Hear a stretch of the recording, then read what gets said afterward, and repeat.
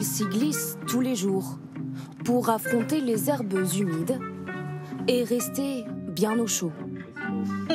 C'est les poules qui nous ont convaincus d'acheter des sabots parce que tous les matins, il faut ouvrir le poulailler, s'en occuper. Et en hiver, surtout, quand il pleut, c'est très pratique.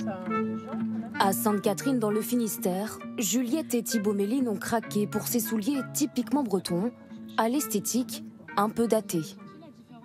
C'est pas une chaussure que je vais mettre tous les jours et en tout cas certainement pas pour me mettre en valeur esthétiquement, mais pour tout ce qui est du travail quotidien, des travaux dans le jardin, c'est vraiment la chaussure idéale. Moi je pensais au début c'était vraiment le folklore quoi, mais en fait c'est juste pratique quoi. Anciennement creusés à la main, les sabots apparaissent au XVe siècle et connaissent un développement important dans les campagnes bretonnes. Ils sont mis à l'honneur lors de danses traditionnelles ou lorsque, dans les années 40, un maire d'origine bretonne fait appel aux sabotiers pour chausser les enfants en hiver. Le difficile problème a été résolu.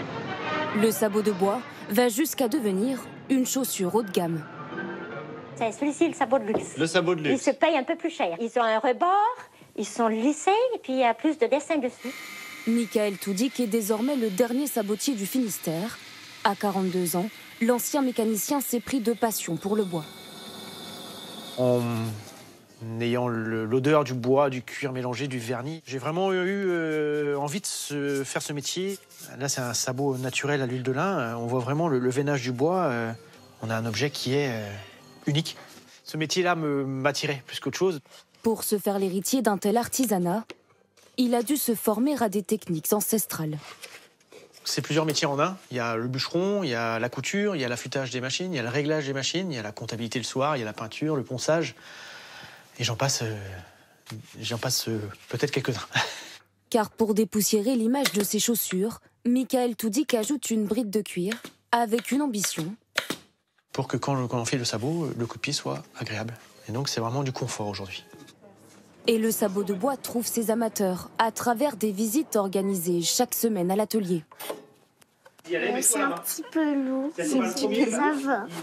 Evan se rêve charpentier. Il est venu avec son père. Il y a un beau travail, enfin, voilà, on part d'une matière brute à arriver à un travail qui est arrondi. Puis la matière est belle à toucher, quoi.